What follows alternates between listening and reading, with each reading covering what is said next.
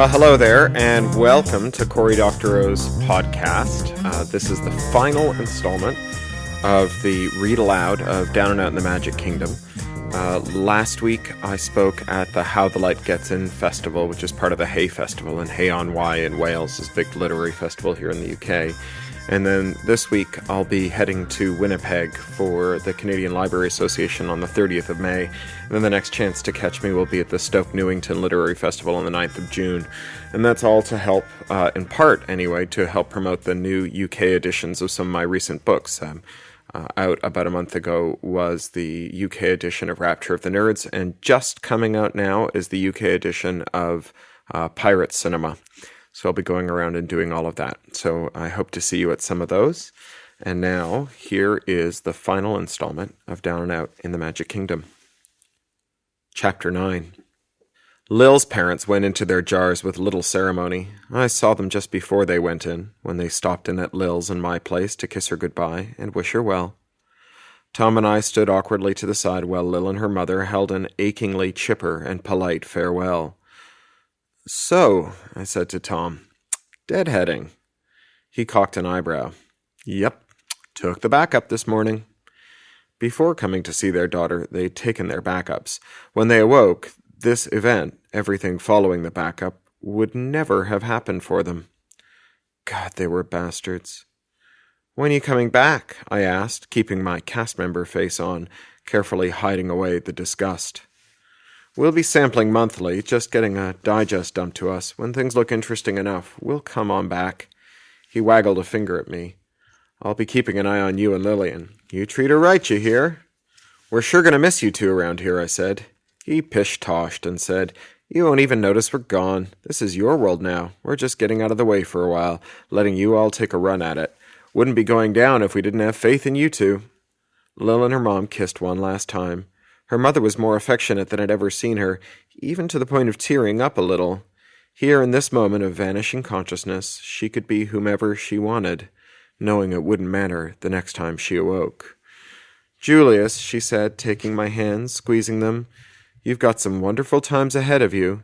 Between Lil and the park, you're going to have a tremendous experience. I just know it."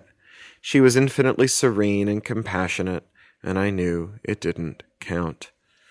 Still smiling, they got into their runabout and drove away to get the lethal injections, to become disembodied consciousnesses, to lose their last moments with their darling daughter. They were not happy to be returned from the dead. Their new bodies were impossibly young, pubescent and hormonal and doleful, and kitted out in the latest trendy styles. In the company of Kim and her pals, they made a solid mass of irate adolescents. "Just what the hell do you think you're doing?" Rita asked, shoving me hard in the chest. I stumbled back into my carefully scattered dust, raising a cloud. Rita came after me, but Tom held her back. "Julius, go away. Your actions are totally indefensible. Keep your mouth shut and go away." I held up a hand, tried to wave away his words, opened my mouth to speak. "Don't say a word," he said. "Leave. Now." "Don't stay here and don't come back ever," Kim said, an evil look on her face. "No, goddammit, no. You're going to hear me out, and then I'm going to get Lil and her people, and they're going to back me up. That's not negotiable." We stared at each other across the dim parlor. Deborah made a twiddling motion, and the lights came up full and harsh. The expertly crafted gloom went away, and it was just a dusty room with a fake fireplace. "Let him speak," Deborah said. Rita folded her arms and glared. "I did some really awful things," I said, keeping my head up, keeping my eyes on them. "I can't excuse them, and I don't ask you to forgive them. But that doesn't change the fact that we've put our hearts and souls into this place, and it's not right to take it from us. Can't we have one constant corner of the world, one bit frozen in time for the people who love it that way? Why does your success mean our failure? Can't you see that we're just carrying on your work? That we're tending a legacy you left us?" "Are you through?" Rita asked. I nodded. "This place is not a historical preserve, Julius. It's a ride. If you don't understand that, you're in the wrong place. It's not my goddamn fault that you decided that your stupidity was on my behalf, and it doesn't make it any less stupid. All you've done is confirm my worst fears." Deborah's mask of impartiality slipped. "You stupid, deluded asshole," she said softly. "You totter around, pissing and moaning about your little murder, your little health problems. Yeah, I've heard. Your little fixation on keeping things the way they are. You need some perspective, Julius. You need to get away from here. Disney World isn't good for you, and you are sure as hell not any good for Disney World." It would have hurt less if I hadn't come to the same conclusion myself, somewhere along the way. I found the ad hoc at a Fort Wilderness campsite, sitting around a fire and singing, necking, laughing. The victory party. I trudged into the circle and headed for Lil. She was sitting on a log, staring into the fire, 1,000,000 miles away. Lord, she was beautiful when she fretted. I stood in front of her for a minute, and she stared right through me until I tapped her shoulder. She gave an involuntary squeak, and then smiled at herself. "Lil," I said, then stopped. "Your parents are home, and they've joined the other side." For the first time in an age, she looked at me softly, smiled even. She patted the log next to her. I sat down, feeling the heat of the fire on my face, her body heat on my side. God, how did I screw this up? Without warning, she put her arms around me and hugged me hard. I hugged her back, nose in her hair, wood smoke smell, and shampoo and sweat. "We did it," she whispered fiercely. I held on to her. "No, we didn't." "Lil," I said again, and pulled away. "What?" she said, her eyes shining. She was stoned. I saw that now. "Your parents are back. They came to the mansion." She was confused, shrinking. I pressed on. "They were with Deborah." She reeled back as if I'd slapped her. "I told them I'd bring the whole group back to talk it over." She hung her head, and her shoulders shook, and I tentatively put an arm around her. She shook it off and sat up. She was crying and laughing at the same time. "I'll have a ferry sent over," she said. I sat in the back of the ferry with Dan, away from the confused and angry ad hocs. I answered his questions with terse one-word answers, and he gave up. We rode in silence, the trees on the edge of the Seven Seas Lagoon whipping back and forth in an approaching storm. The ad hoc shortcutted through the west parking lot and moved through the quiet streets of Frontierland apprehensively, a funeral procession that stopped the nighttime custodial staff in their tracks. As we drew up on Liberty Square, I saw that the work lights were blazing and a tremendous work gang of Deborah's ad hocs were moving from the hall to the mansion, undoing our teardown of their work.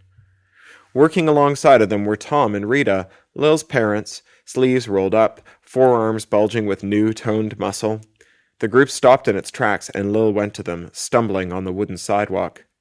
I expected hugs. There were none. In their stead, parents and daughter stalked each other, shifting weight and posture to track each other, maintain a constant sizing distance. "What the hell are you doing?" Lil said, finally. She didn't address her mother, which surprised me. It didn't surprise Tom, though.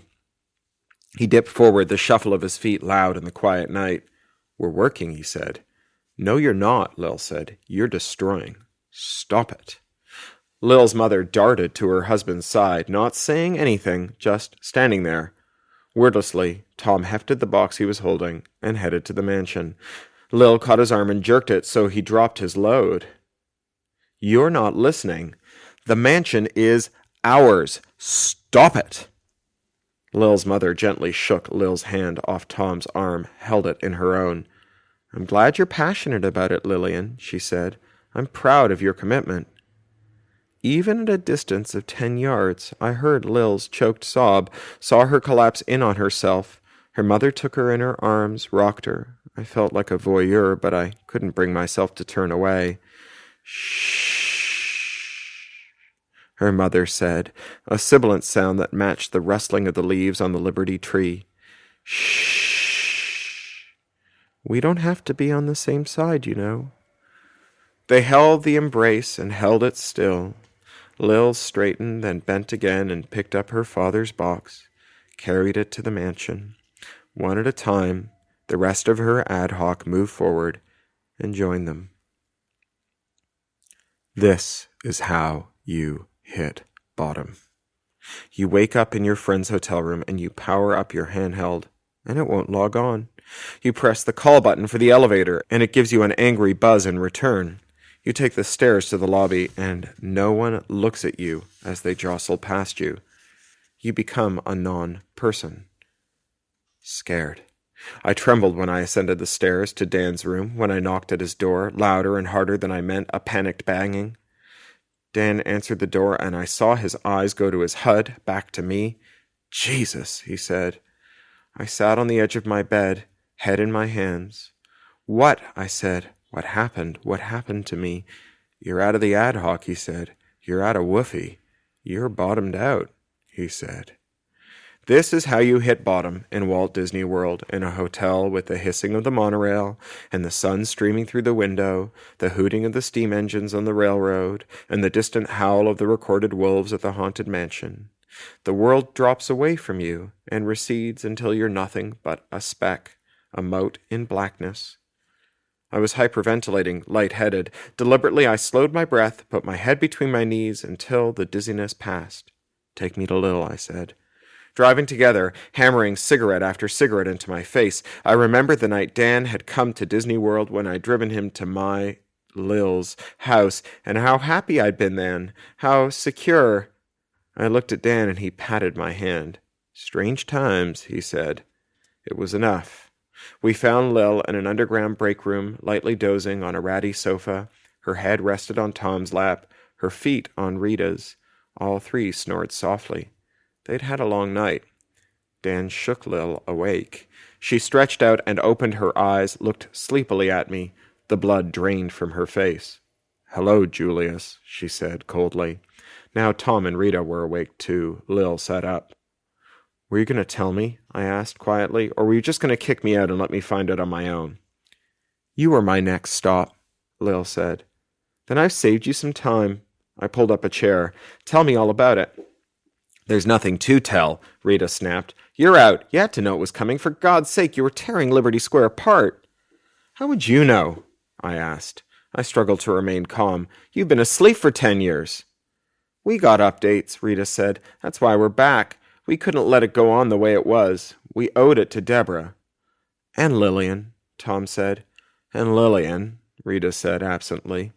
Dan pulled up a chair of his own. "You're not being fair to him," he said. "At least someone was on my side." "We've been more than fair," Lil said. "You know that better than anyone, Dan. We've forgiven and forgiven and forgiven, made every allowance. He's sick and he won't take the cure. There's nothing more we can do for him."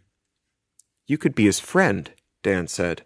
The lightheadedness was back and I slumped in my chair, tried to control my breathing, the panicked thumping of my heart. "You could try to understand. You could try to help him. You could stick with him the way he's stuck with you. You don't have to toss him out on his ass." Lil had the good grace to look slightly shamed. "I'll get him a room," she said, "for a month, in Kissimmee, a motel. I'll pick up his network access. Is that fair?" "It's more than fair," Rita said. Why did she hate me so much? I'd been there for her daughter while she was away. Oh, that might do it all right. I don't think it's warranted. If you want to take care of him, sir, you can. It's none of my family's business. Lil's eyes blazed. "Let me handle this," she said. "All right?" Lil stood up abruptly. "You do whatever you want," she said, and stormed out of the room. "Why are you coming here for help?" Tom said, ever the voice of reason. "You seem capable enough." "I'm going to be taking a lethal injection at the end of the week," Dan said. 3 days. That's personal, but you asked. Tom shook his head. "Some friends you got yourself," I could see him thinking it. "That soon?" Lil asked, a throb in her voice. Dan nodded. In a dreamlike buzz, I stood and wandered out into the utilidor, out through the Western cast member parking, and away. I wandered along the cobbled, disused walk around the world, each flagstone engraved with the name of a family that had visited the park a century before. The names whipped past me like epitaphs. The sun came up noon high as I rounded the bed of deserted beach between the Grand Floridian and the Polynesian. Lil and I had come here often to watch the sunset from a hammock, arms around each other, the park spread out before us like a lighted toy village. Now the beach was deserted, the wedding pavilion silent.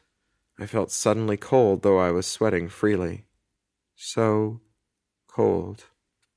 Dreamlike, I walked into the lake, water filling my shoes, logging my pants, warm as blood, warm on my chest, on my chin, on my mouth, on my eyes. I opened my mouth and inhaled deeply, water filling my lungs, choking and warm. At first I sputtered, but I was in control now, and I inhaled again. The water shimmered over my eyes, and then was dark. I woke on Dr. Pete's cot in the Magic Kingdom, restraints around my wrists and ankles, a tube in my nose. I closed my eyes for a moment, believing that I'd been restored from a backup, problem solved, memories behind me. Sorrow knifed through me as I realized that Dan was probably dead by now, my memories of him gone forever. Gradually, I realized that I was thinking nonsensically. The fact that I remembered Dan meant that I hadn't been refreshed from my backup, and that my broken brain was still there, churning alone in unmediated isolation. I coughed again. My ribs ached and throbbed in counterpoint to my head. Dan took my hand. "You're a pain in the ass, you know that?" he said, smiling. "Sorry," I choked. "You sure are," he said. "Lucky for you they found you. Another minute or two and I'd be burying you right now." No, I thought, confused. They'd have restored me from backup. Then it hit me. I'd gone on record refusing restore from backup after having it recommended by a medical professional. No one would have restored me after that. I would have been truly and finally dead. I started to shiver. "Easy," Dan said. "Easy, it's all right now. Doctor says you got a cracked rib or two from the CPR, but there's no brain damage." "No additional brain damage," Doc Pete said, swimming into view. He had on his professionally calm bedside face, and it reassured me despite myself. He shooed Dan away and took his seat. Once Dan had left the room, he shone lights in my eyes and peeked in my ears, then sat back and considered me. "Well, Julius," he said, "what exactly is the problem? We can get you a lethal injection if that's what you want, but offing yourself in the Seven Seas Lagoon just isn't good show. It's unhygienic. In the meantime, would you like to talk about it?" Part of me wanted to spit in his eye. I tried to talk about it, and he told me to go to hell, and now he changes his mind? But I did want to talk. "I didn't want to die," I said. "Oh, no?" he said. "I think the evidence suggests the contrary." "I wasn't trying to die," I protested. "I was trying to—" What? I was trying to abdicate. To take the refresh without choosing it, without shutting out the last year of my best friend's life, rescue myself from the stinking pit I'd sunk into without flushing Dan away with it. That's all. That's all. I wasn't thinking. I was just acting. It was an episode or something. Does that mean I'm nuts? "Oh, probably," Dr. Pete said offhandedly, "but let's worry about one thing at a time. You can die if you want to. That's your right. I'd rather you lived. If you want my opinion, and I doubt that I'm the only one, woofy be damned. If you're going to live, I'd like to record you saying so, just in case. We have a backup of you on file. I'd hate to have to delete it." "Yes," I said. "Yes, I'd like to be restored if there's no other option." It was true. I didn't want to die. "All right, then," Dr. Pete said. "It's on file, and I'm a happy man. Now, are you nuts?" "Probably. A little. Nothing a little counseling and some R&R wouldn't fix, if you want my opinion. I could find you somewhere if you want." "Not yet," I said. "I appreciate the offer, but there's something else I have to do first." Dan took me back to the room and put me to bed with a transdermal soporific that knocked me out for the rest of the day. When I woke, the moon was over the Silent Seas Lagoon, and the monorail was silent. I stood on the patio for a while, thinking about all the things this place had meant to me for more than a century. Happiness, security, efficiency, fantasy, all of it gone. It was time I left. Maybe back to space, find Zed, and see if I could make her happy again. Anywhere but here. Once Dan was dead, God, it was sinking in finally, I could catch a ride down to the Cape for a launch. "What's on your mind?" Dan asked from behind me, startling me. He was in his boxers, thin and rangy and hairy. "Thinking about moving on," I said. He chuckled. "I've been thinking about doing the same," he said. I smiled. "Not that way," I said. "Just going somewhere else, starting over, getting away from this." "Going to take the refresh?" he asked. I looked away. "No," I said. "I don't believe I will." "It may be none of my business," he said, "but why the fuck not? Jesus, Julius, what are you afraid of?" "You don't want to know," I said. "I'll be the judge of that." "Let's have a drink first," I said. Dan rolled back his eyes for a second, then said, "All right, 2 Coronas coming up." After the room service bot had left, we cracked the beers and pulled chairs out onto the porch. "You sure you want to know this?" I asked. He tipped his bottle at me. "Sure as shootin'," he said. "I don't want to take the refresh because it would mean losing the last year." He nodded. "By which you mean my last year," he said. "Right?" I nodded and drank. "I thought it might be like that. Julius, you are many things, but hard to figure out you are not. I have something to say that might help you make the decision. If you want to hear it, that is." What could he have to say? "Sure," I said, "sure." In my mind, I was on a shuttle headed for orbit away from all of this. "I had you killed," he said. "Deborah asked me to, and I set it up. You were right all along." The shuttle exploded in silent, slow-moving space, and I spun away from it. I opened and shut my mouth. It was Dan's turn to look away. Deborah proposed it. We were talking about the people I'd met when I was doing my missionary work, the stone crazies who I'd had to chase away after they'd rejoined the Mission Society. One of them, a girl from Cheyenne Mountain, she followed me down here, kept leaving me messages. I told Deborah, and that's when she got the idea. I'd get the girl to shoot you and disappear. Deborah would give me woofie, piles of it, and her team would follow suit. I'd be months closer to my goal. That was all I could think about back then, you remember? I remember.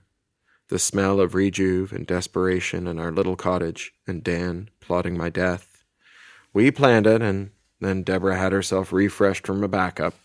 No memory of the event, just the woofie for me. Yes, I said, that would work.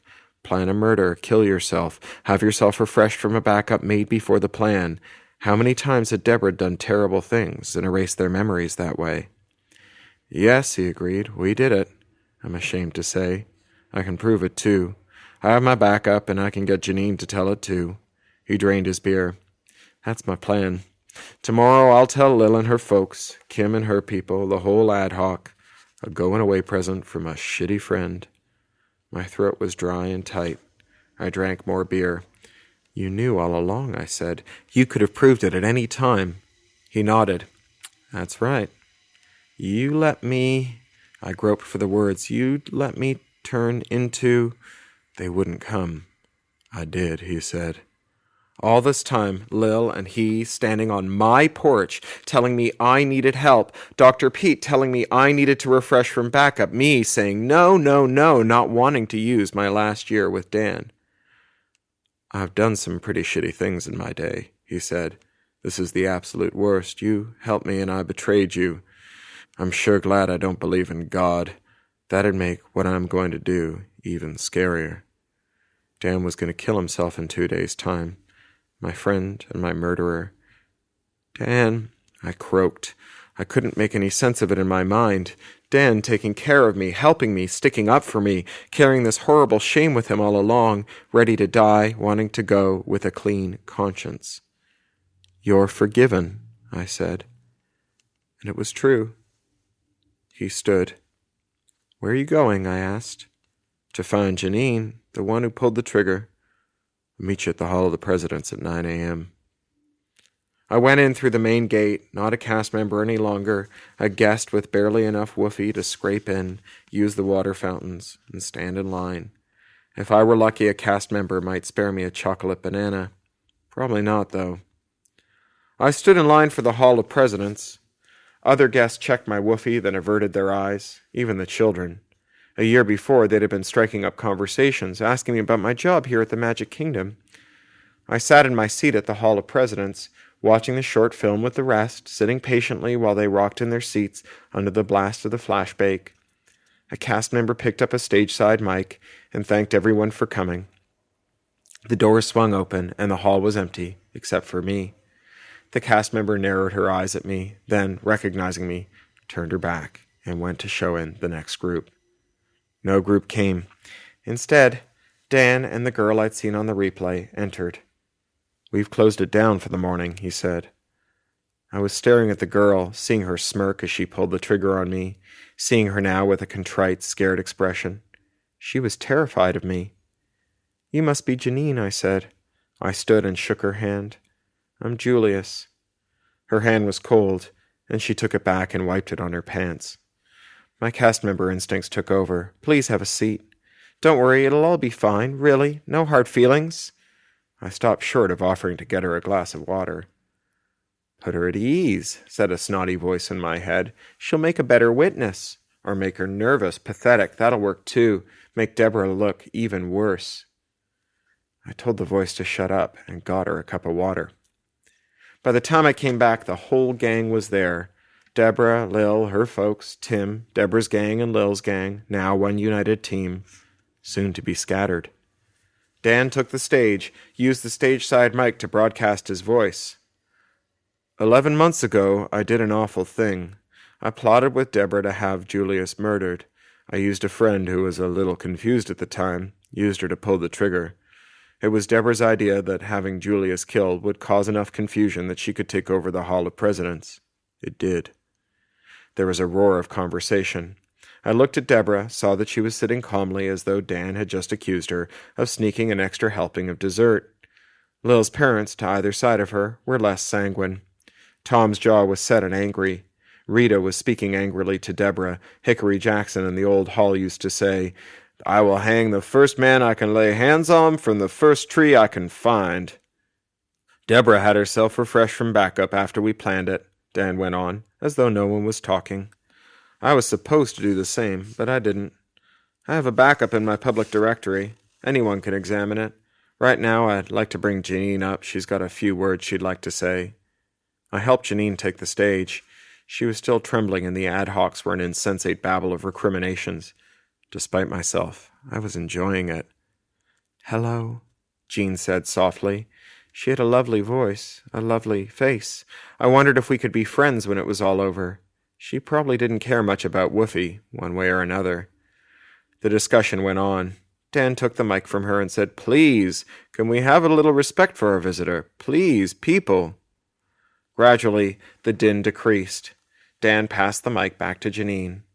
"Hello," she said again, and flinched back from the sound of her voice in the hall's PA. "My name is Janine. I'm the one who killed Julius a year ago. Dan asked me to, and I did it. I didn't ask why. I trust him. He told me that Julius would make a backup a few minutes before I shot him, and that he would get me out of the park without my getting caught. I'm very sorry." There was something off-kilter about her, some stilt to her stance and words that let you know she wasn't all there. Growing up in a mountain might do that to you. I snuck a look at Lil, whose lips were pressed together. Growing up in a theme park might do that to you, too. "Thank you, Janine," Dan said, taking back the mic. "You can have a seat now. I've said everything I need to say. Julius and I have had our own discussions in private. If there's anyone else who'd like to speak..." The words were barely out of his mouth before the crowd erupted again in words and waving hands. Beside me, Janine flinched. I took her hand and shouted in her ear, "Have you ever been on the Pirates of the Caribbean?" She shook her head. I stood up and pulled her to her feet.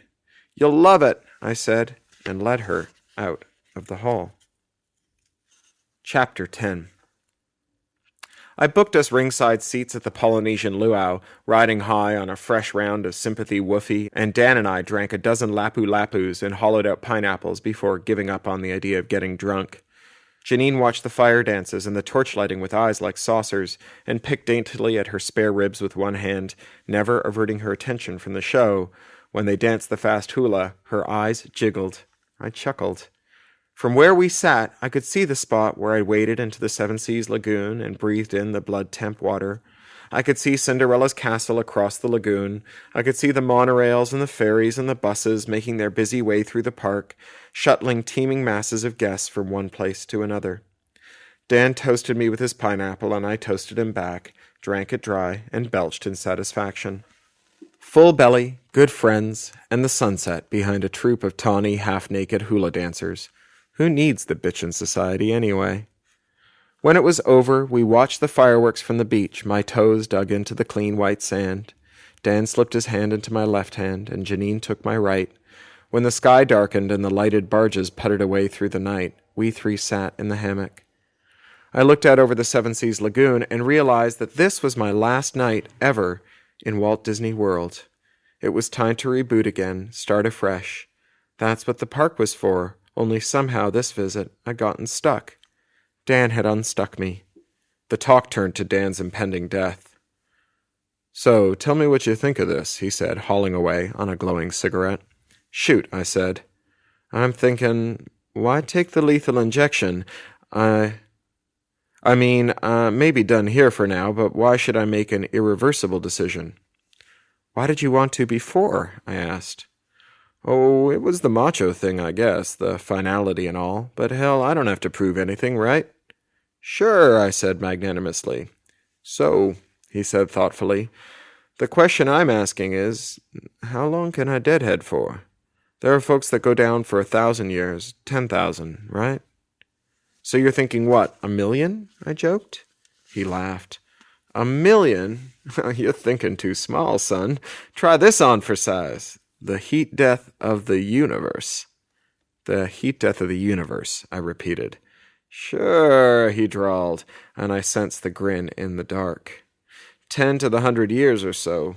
The Stelliferous period. It's when all the black holes have run dry and things get, stupendously dull. Cold, too.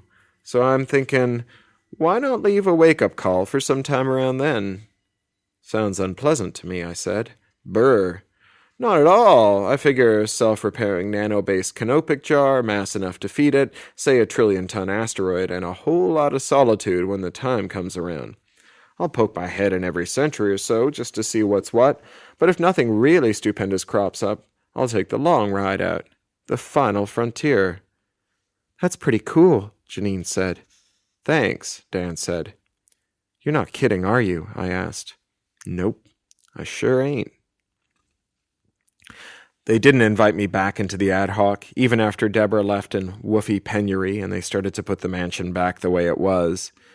Tim called me to say that with enough support from Imagineering, they thought they could get it up and running in a week. Suneep was ready to kill someone, I swear. A house divided against itself cannot stand, as Mr. Lincoln used to say in the Hall of Presidents. I packed 3 changes of clothes and a toothbrush in my shoulder bag and checked out of my suite at the Polynesian at 10 a.m., then met Janine and Dan at the valet parking out front. Dan had a runabout he'd picked up with my woofie, and I piled in with Janine in the middle. We played old Beatles tunes in the stereo all the long way to Cape Canaveral. Our shuttle lifted at noon. The shuttle docked 4 hours later, but by the time we'd been through decontam and orientation, it was supper time. Dan, nearly as woofy poor as Deborah after his confession, nevertheless treated us to a meal in the big bubble, squeeze tubes of heady booze and steaky paste, and we watched the universe get colder for a while. There were a couple of guys jamming, tethered to a guitar and a set of tubs, and they weren't half bad.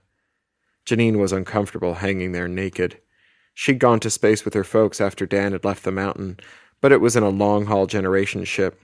She'd abandoned it after a year or so and deadheaded back to Earth in a support pod. She'd get used to life in space after a while. Or she wouldn't. "Well," Dan said. "Yup," I said, aping his laconic drawl. He smiled. "It's about that time," he said. Spheres of saline tears formed in Janine's eyes, and I brushed them away, setting them adrift in the bubble. I developed some real tender brother-sister type feelings for her since I'd watched her saucer eye her way through the Magic Kingdom. No romance, not for me, thanks, but camaraderie and a sense of responsibility. "See you in 10 to the 100, Dan said, and headed to the airlock. I started after him, but Janine caught my hand. "He hates long goodbyes," she said. "I know," I said, and watched him go. The universe gets older. So do I. So does my backup, sitting in redundant distributed storage dirtside, waiting for the day that space or age or stupidity kills me. It recedes with the years, and I write out my life longhand, a letter to the me that I'll be when it's restored into a clone somewhere, somewhen. It's important that whoever I am then knows about this year, and it's going to take a lot of tries for me to get it right.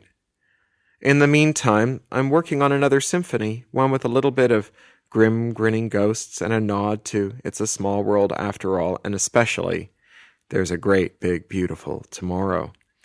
Janine says it's pretty good, but what does she know? She's barely 50. We've both got a lot of living to do before we know what's what. Acknowledgements. I could never have written this book without the personal support of my friends and family, especially Roz Doctorow, Gord Doctorow, and Neil Doctorow, Amanda Fobister, Steve Semensky, Pat York, Grad Kahn, John Henson, John Rose, the writers at the Cecil Street Irregulars, and Mark Frauenfelder. I owe a great debt to the writers and editors who mentored and encouraged me.